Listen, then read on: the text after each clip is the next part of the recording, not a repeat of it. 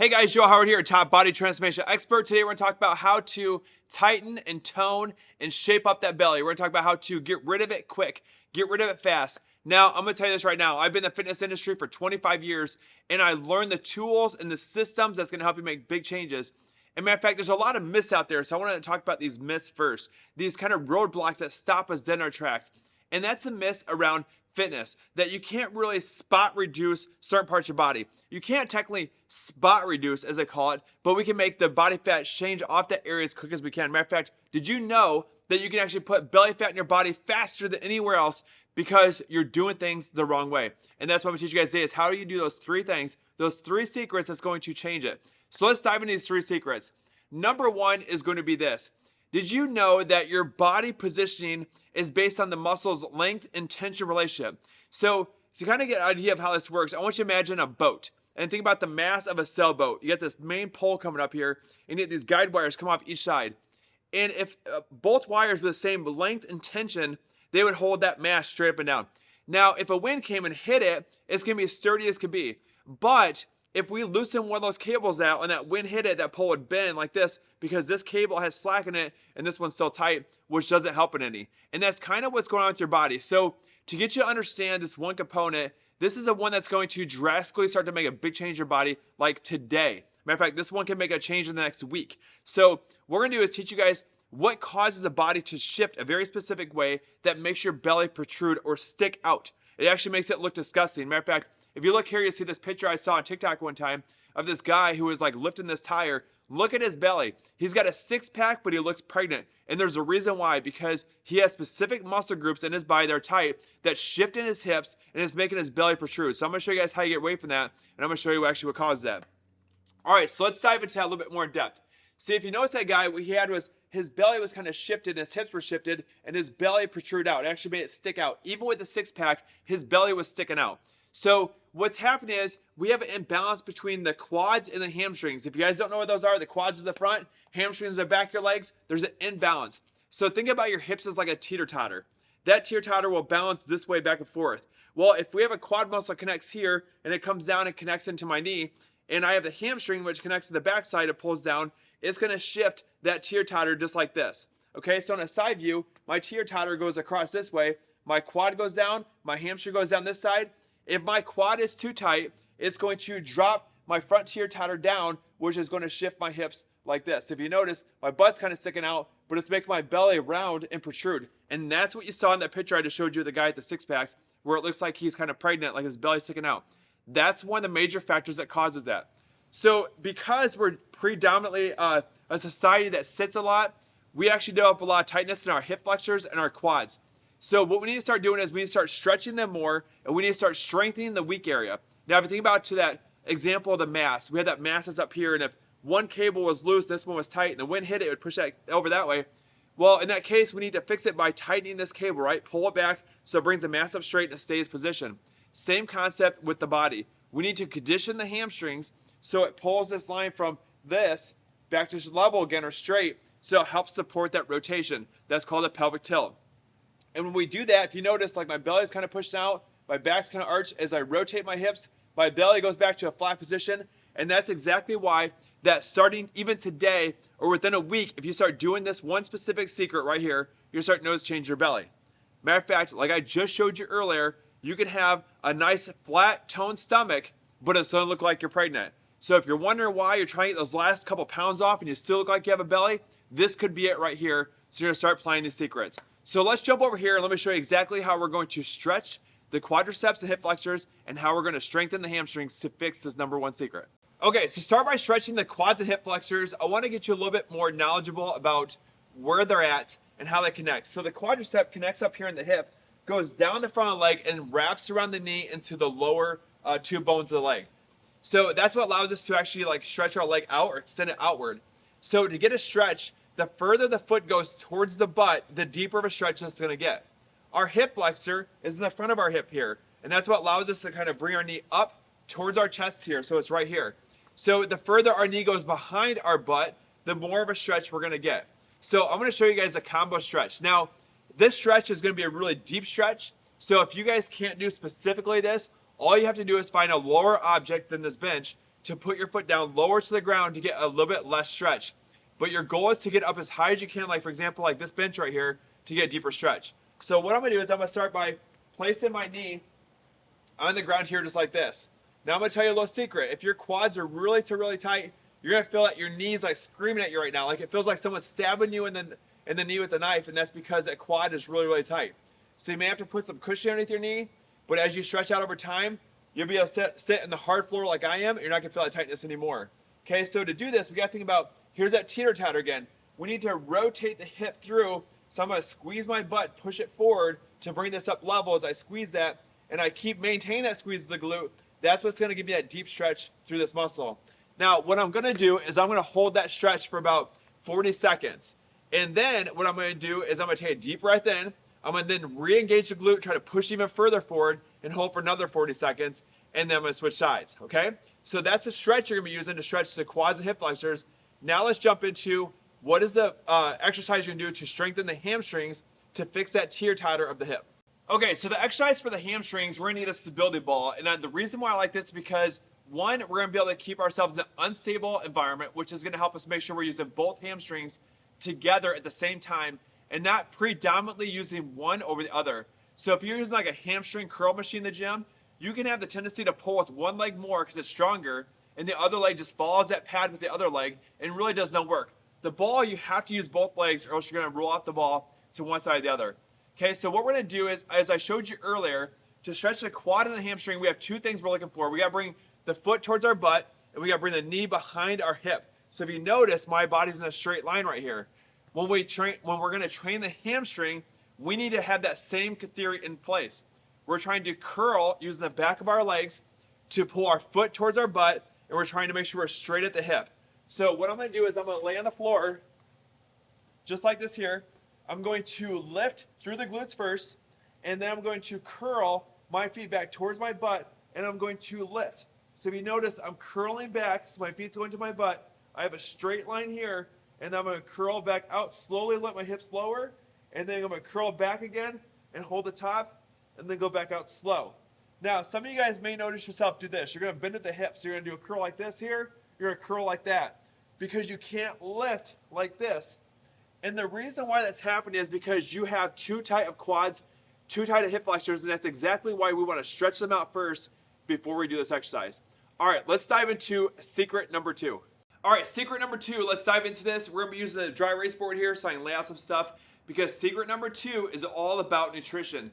Now, when we talk about nutrition, we're talking about something so unique, something so different that you guys probably never experienced before or never heard of it. And that's because a lot of people don't talk about this because they're so hooked to all these crazy diets of cutting carbs and ketosis and starving yourself and all this stuff. And I'm gonna tell you right now, as a fitness expert, I don't do that stuff because there is no benefit behind it long term. So what we're trying to do is we're gonna try to create this new route, this new avenue that's gonna help you drop body fat faster.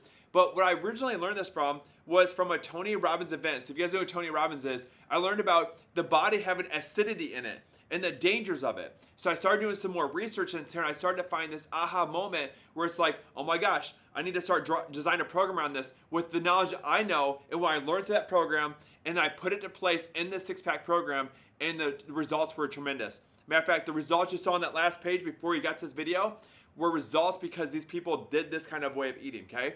So what we're doing is we're not changing a lot of stuff that you're doing with diet. Yes, we're gonna eat different kinds of foods, that kind of stuff, but we're gonna do it specifically under the circumstance of eating more alkaline forming foods and not acidic forming foods. So before we dive into that, let me explain what I learned at the Tony Robbins event and why this became an aha moment that became the routine of changing the way I do things with nutrition, adapting my knowledge and his knowledge, putting it together and creating the perfect program. And here's what it is, okay? So the Tony Robbins event, we learned about acidity and alkaline in the bloodstream and the dangers of it. And it was all about cancer is what it was, okay? So if you guys don't know this, what do you think is the number one universal spark, the thing that gives us energy every single day? You guys probably think like caffeine or maybe foods or whatever it is. Can I tell you this? It's none of those. Matter of fact, it's actually oxygen. Oxygen is what gives us energy. That's why if you go to a Tony Robbins event, they have you up and jumping and moving, that kind of stuff, because you get more oxygen flow, you feel energetic, you feel good, okay? So in this situation, here's why this is important. If these are our cells, and we have oxygen coming in. So let's call these little bubbles right here oxygen coming in. Oxygen has to get into a cell to create what's called ATP, okay? So it's got to go into that cell, which creates ATP, okay, adenosine triphosphate, and that's what gives us energy. It's like our universal spark. Well, if our body is super acidic, meaning that the foods we're taking in, the environments we're putting ourselves in with lack of sleep and stuff like that, our body becomes acidic, okay? So what it does, our body naturally produces cholesterol then to try to protect itself. Imagine taking acid and trying to dump it on your hand. It would burn it, right? But what if we took this cholesterol layer that was like an anti-acidic forming material and put it on our hand and covered it, so we dumped acid, it would no longer burn our hand anymore. That's what the body's doing with trying to create its own cholesterol. Okay, so if you have cholesterol problems, it's because you're probably eating a very acidic diet. So we change that, we convert it, and we eat more alkaline forming foods, and next thing you know, your cholesterol just drops drastically, and you got medications, that kind of stuff. So I know it's not to do with ab training, but there's a little side tip, okay? So what happens is our body pushes out cholesterol, so it lines the walls of these arteries and veins, and it covers these cells. It puts a little force shield around them. Okay? So when our oxygen tries to go in, it can't, it bounces back up again. Now what happens is our body becomes more acidic, these cells start to mutate or they start to like huddle together. That's how cancer is caused, right there. Okay, so that was where I had this aha moment. It's like, oh my God, like now I get it, because I can have a client that comes in that's eating the wrong foods, and because they're eating the wrong foods that's acidic forming, they're out of breath. No wonder why they jump on a treadmill, walk at 3.0 miles an hour for like 2 minutes, and they can't catch their breath because they're not getting oxygen to the cell to create ATP. So what's the body do? It tries to demand more oxygen. So now it's making you breathe harder to suck in more to try to get there, but it can't because our body's too acidic. So a little backstory. When I learned all that stuff, my dad had high cholesterol, diabetes, all stuff, so I applied it with him first. I put this stuff into use, and I said, hey, we're going to do this program. We're going to see what happens, okay? This doctor's trying to put him on diabetes medication and cholesterol medication and high blood pressure medication, all this stuff. And within 30-day time period, we changed all of his numbers so drastic that they were not going to put him on anything. That's how powerful this is, okay? So what we did is we took and started making his body more alkaline based. So how do we do that? Well, there's charts online that you guys go look up that's called acidic versus alkaline food charts. Those charts will show you which foods convert to be an acidic or convert to be an alkaline. So before you get too caught up in this, let me explain something to you. If you think about a lemon, is a lemon acidic or is it alkaline? You're probably gonna say it's acidic. It is in nature, that's what it is when it's in nature. But when you eat it, it converts to alkalinity in the body, okay? So that's why lemon's good to add to your water or to add to stuff, because it's alkaline forming, okay? So in this case, what it does, it goes in, the alkalinity does, it kills out the acidity, and then it gets rid of that cholesterol, and allows oxygen to go in. So when I first started trying this with my dad, I got him in the treadmill for 5 minutes walking, he was out of breath.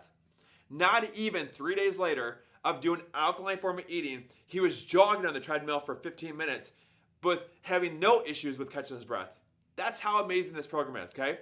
Now, fast forward it to a 6-week ab program, or the 6-pack ab program. I want you to think about this. Why is it important for 6-pack abs? Because if your body is super acidic, it's creating the inflammation, okay? Your body has ways to deal with inflammation, and here's what they are. You're gonna have sinus issues, so you constantly are stuffy all the time. You're gonna get headaches. You're gonna find that you're achy a lot. You may get cold sweats. You may get sick a lot. Those are all the signs of acidity. You're going to store belly fat. Okay, we're getting to the 6-pack now. You're gonna store more belly fat. The more acidity you have in the body, the more belly fat you're going to get. So if we can make our body go from acidity to alkaline, we can see things change drastically. Okay, so now when I first started this nutrition program with my dad, it was about applying it to see if we can fix some of his medical problems he had going on. But lo and behold, what I found was it made his stomach shrink instantly.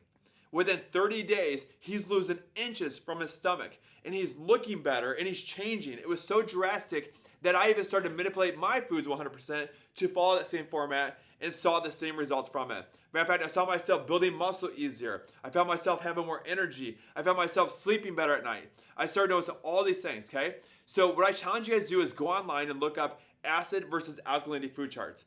And what you're gonna see is, you're gonna see that foods are all gonna have either alkalinity forming or acidic forming, okay? For example, if you use like a pool, if you guys ever tested a pool for acid and alkalinity, it's gonna have a pH scale which is like 0, and then it will go like like this, say, for example, and maybe the number's wrong there, but just to get an idea, this is more acidic base and this would be more alkaline base. And what happens is, if something moves this direction, it's acidic forming. It causes more damage to our body, inflammation, okay? So what happens is, for example, like peanuts will fall over in this category, where an almond will fall over in this category. So in your current way of eating right now, you're gonna take a look at the food you're currently eating and say, is there a way we can manipulate it to go from acidity based to alkaline? So maybe you're having peanut butter on your sandwiches. Get rid of peanut butter and use almond butter. That's just butter that's made with almonds, the same way as peanut butter is made with peanuts, right? Same thing, you're gonna use that into play. So go on to Google and search alkalinity versus alkaline food charts, and you'll see them all over the place. You wanna try to keep most of your foods over into the alkaline format. Now, here's what's gonna happen. When you eat your foods, you gotta understand this. And I will go into more depth this in other programs if you understand it, but right now I just want you to understand this one major concept, and that's this, okay? If you have 20% of your plate, that is going to be your protein sources. We gotta have proteins to rebuild muscle, build elasticity of skin, like all that stuff, right? That's always gonna be acidity, okay? Proteins are always acidic. If you look up any alkaline versus acidic food chart, every protein is in the acidic category, okay? So that means that if this is protein, and we're gonna have carbs and fat sources left that we need to get in our meals, we need to make sure that these two right here are alkaline sources, okay? So I hope you guys can see that there, but alkaline sources, okay? We need to make sure that those two are. So when you look at your chart, you're gonna see like fruits, or maybe veggies, or maybe it's grains, or fatty sources, like those kind of things. Those should all be the alkaline sources. So when you're eating your foods, you might have like a chicken breast, and you might have, for example, sweet potato with something else, because those things fall into alkaline format, right? So that's what we're looking for when we're making our plates, okay? All right, that is secret number 2. Let's dive into secret number 3. All right, secret number 3, I'm gonna give you guys an aha moment that I had when I was sitting down at Barnes & Noble one day and I was looking through books for exercises and programs and all that stuff. And what I was trying to do was trying to debunk like all these myths that are out there, because so many people have these myths that age is an issue, and you know, when you get to a point where your family's overweight, it's probably genetics and like all this crazy stuff. So I started pulling all these fad diets and programs and all these myths book about fitness, and I started going through them, and I started to have this like aha moment build up. Matter of fact, it happened when I picked up a magazine that was a muscle and fitness magazine. On the front, they had a picture of a marathon runner and an Olympic sprinter who won the Olympics at the time, and it was like, bam, a light bulb went off. And here's what I saw. I want you guys to picture this. On the front cover, it had the picture of the marathon runner and the Olympic sprinter side by side. And when I looked at their bodies, I was like, oh my God, look at the difference of the two. The marathon runner, it was really, really skinny, had hardly any muscle tone to him. He looked like a starving kid with, no food, so it's like all bone look. And then you had the Olympic sprinter that was massive. He had tons of muscle to his body. And when you think about it, think about their training. Their training's different, right? And that's where this aha moment went off. This marathon runner is training all the time. It looks like all he's made out of his bone. And the Olympic sprinter who sprints seconds. We're talking about 10, 15, 20, 30 seconds, or maybe a minute at the max, is ripped all to pieces, and he looks amazing, right? So how is it that he could train very, very little and look like that, and this guy trains forever and looks like he has no muscle mass on his body at all? And that's when this aha moment went off. It was a light bulb that went off at the time, and I thought, you know what, I'm gonna research this more. So I threw everything I was trying to research at the time out, and I started researching this more, I started thinking about this more, and I started using my science of fitness with that right there, and I said, you know what? I'm gonna change the way I do things just a little bit. I'm gonna change some things with the programs I do, and I'm gonna test it with some of my clients. So back in Chicago, I worked at Lifetime Fitness, and I tested with my clients I had. I said, you guys, we're gonna change our style of training just a little bit with what we do with your abs, and we're gonna train you in a little different circumstance, okay? And I said, are you guys up for that? And they're all for it. So I'm like, I'm gonna put you through a test against another group. So we're gonna have a group 1 and group 2, and we're gonna share the results. So what I did is I put these guys through this training, and I took group 1, I put them through traditional type of training for abs. So we did a lot of ab training, and we spent like an hour session into abs. And then we took group 2, and we put them through very short and intense ab training, kind of like the Olympic sprinter. And lo and behold, at the end of 30 days, these guys had fantastic abs, and these guys over here had abs, but not anywhere near the changes that these guys over here had. So a light bulb went off and I said, you know what, I'm gonna start designing this ad program, which is when Six Pack Difference, my ad program I have, started to become created way back in the day. And I started drawing out, started doing these training sessions with people, and I started putting it to use, and I started doing the research over time and putting these exercises into place, and that's when it changed. So I started over time to start to redevelop this a little bit more, and the thoughts come down to, you know what, this is kind of like a meter, like a energy meter that we have for a house for like power coming in. If we turn the light switch all the ways up and we keep it there for a period of time, we can burn up more energy in that short time period or have more power coming through than if we do turn the light switch way down and leave it on all day long, we use less energy. So I took my ad training back to the drawing board again, and I tweaked it just a little bit more, and I tested again and got even better results. So what I found was this. When we can put ourselves through short, intense ab training, we actually can get way better results. So I tweaked my program, put it into place, and now it's become Six Pack Difference, my ab program I have. So when you guys are training abs, I want you to think about, don't go in there and just do like hundreds and hundreds of crunches. We're going to change it into short, intense training. So we're going to put you through a series of different muscle groups of training. So for example, let me give you a sample routine. If you guys know what a plank is, we're going to start by doing a simple plank. You're not even moving, you're just holding the plank position. But it's about doing stuff the right way, okay? So we're doing this plank, and we're going to hold that for like 30 seconds, and then we're going to move to doing knee tuck planks, if you guys know what those are. And then we move to the next exercise, which is going to like heel ups. And then we'll do this. And I put these abs into stations like that, which was a matter of 5 minutes total in length. That's it. So my Six Pack Difference program today, the ab programs are no longer than 5 minutes, and we put them into short, intense workouts. Now the key behind this is we change them through the muscles being used. So we have the six-pack muscle, we have the internal, we have the external, and we have what's called the TVA, which is the deep ab muscle. So all those muscle groups involve every single muscle to make sure we define and we try to think about sculpting clay in a way, like sculpting the abs to make sure we have this nice tight toned look. And that's what gives us that nice shrink down look. Okay, so next time you guys hit the gym, I want you to think about picking like 5 or 6 different ab exercises, put them in place like 30 seconds back to back, and then try that out. Now, the key comes down to it is make sure you're getting the variation, which is really hard to explain in this short video of teaching you guys this, but getting the variation to work different muscle groups. So we're using the main six-pack ab muscle, working the internal, external obliques. We're working the TVA. All this is going to be working in a sequence to really help shape up every single area to give us that nice sculpt look that we're looking for. All right, that's the end of secret 3. Now, I want to challenge you guys this. Matter of fact, can I offer you guys to check something out? Down below this video, you're going to see there's my six-pack ab program. And since then, when I designed this program almost 10 years ago, I've tweaked it even more. And I added in more things with meal plans. And I added super shakes in there. That's going to help you actually reduce more inflammation and see bigger changes to your belly.